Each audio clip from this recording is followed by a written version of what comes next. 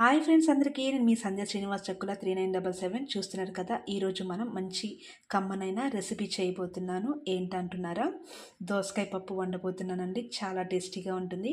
ఈ వర్షాకాలంలో వేడి వేడి అన్నంలోకి అయితే ఇలా పప్పు చేసుకొని తింటే చాలా బాగుంటుంది. టేస్ట్ రోటీస్లో చపాతీస్లో కూడా తినచ్చు. ఈ కర్రీని చాలా సింపుల్గా ఈజీగా చేసుకునే దోసకాయ పప్పు ఇంగ్రీడియంట్స్ ఒకసారి తెలుసుకుందాం. ముందుగా ఉడికించుకోవటానికి ఇంగ్రీడియంట్స్ నేను చెప్తానండి. ఇప్పుడు ముందుగా అయితే ఒక పావు టీ స్పూన్ పసుపు వేసుకుంటున్నాను. తర్వాత ఒక 1 స్పూన్ సాల్ట్ వేసుకుంటున్నాను. అలాగే ఆయిల్ కూడా ఒక 1 స్పూన్ వేసుకుంటున్నానండి. ముందుగా కట్ చేసి పెట్టుకున్న మన దోసకాయ ముక్కలు కూడా ఇందులో వేసుకుందాం. అలాగే ఒక కప్పు టమాటాస్ కూడా నేను తీసుకుంటున్నాను. ఇప్పుడు ఒక ఉల్లిపాయ తీసుకుంటున్నాను.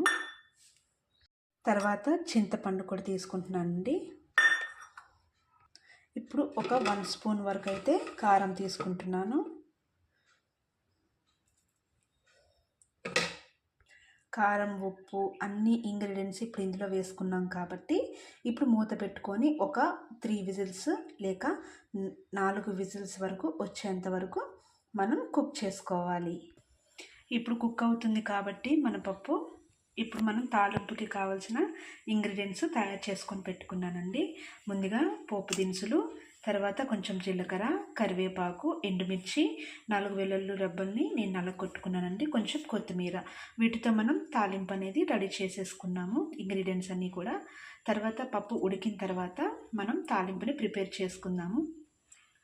చాలా టేస్టీగా ఉంటుందండి తాలింపు ఈ విధంగా ఇందులో ఏ ఒక్కటి లేకపోయినా తాలింపు అనేది అంతగా టేస్ట్ ఉండదండి. ఖచ్చితంగా ఉండవలసిన తాలింపుకి ఇంగ్రీడియంట్స్ అండి ఇవి.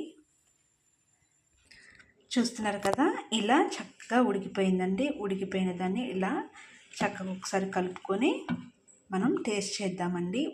పప్పును అనేది ఉప్పు సరిపోయిందో లేదో టేస్ట్ చేసుకొని, ఉప్పు సరిపోకపోతే కొంచెం ఉప్పు వేసుకుందాం. ఉప్పు సరిపోలేదండి, సో నేను ఆల్రెడీ 1 స్పూన్ వేసుకున్నాను కాబట్టి ఇంకొక 1 స్పూన్ సరిపోతుంది సాల్ట్. ఇప్పుడు ఉప్పు కరెక్ట్గా సరిపోయిందండి. మరొకసారి ఇలా కలుపుకొని మనం ఇంకా తాలింపు పెట్టుకోవడమేనండి పప్పుని. ఇప్పుడు స్టవ్ వెలిగించుకున్నానండి. తర్వాత ప్యాన్ పెట్టేసుకుంటున్నాను.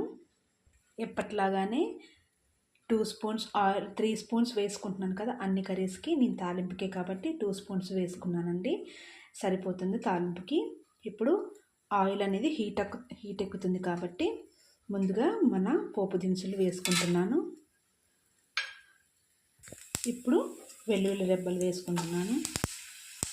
ఆ తర్వాత ఎండుమిర్చి వేసుకున్నాను.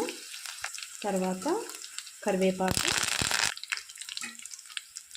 తర్వాత కొత్తిమీర. ఇప్పుడు మరొక పావు టీ స్పూను పసుపు వేసుకుంటున్నానండి. ఆల్రెడీ పావు టీ స్పూన్ వేసుకున్నాను కదా, మళ్ళీ ఒక పావు టీ స్పూన్ పసుపు వేసుకుంటున్నాను. చక్కగా అన్నీ కూడా చక్కగా వేగాయండి. ఇప్పుడు మనం ముందుగా ఉడికించి పెట్టుకున్న పప్పుని కూడా యాడ్ చేసుకున్నాం. తాలింపు అయిపోయిందండి.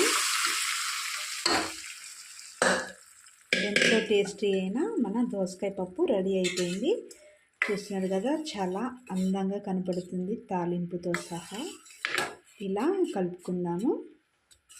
ఇలా కలుపుకొని ఒకసారి ఒక 2 మినిట్స్ కుక్ చేసుకుందాము. ఎందుకంటే తాలింపు అంతా కూడా మన పప్పుకి కొంచెం అబ్జర్వ్ అవ్వాలి కాబట్టి ఒక 2 మినిట్స్ కుక్ చేసుకుంటే సరిపోతుంది. ఎంత చక్కగా స్మెల్ వస్తుందోనండి. దోసకాయ పప్పు అంటేనే అందరికీ నోరు ఊరుతుంది.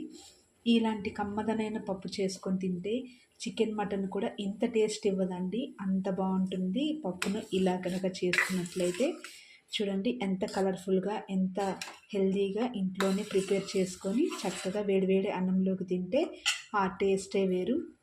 మీకు కనుక నేను చేసిన ఈ పప్పు నచ్చినట్లయితే లైక్ చేయండి, షేర్ చేయండి, సబ్స్క్రైబ్ చేయండి. మరొక వీడియోతోని మళ్ళీ కలుసుకుందాం. Thank you all.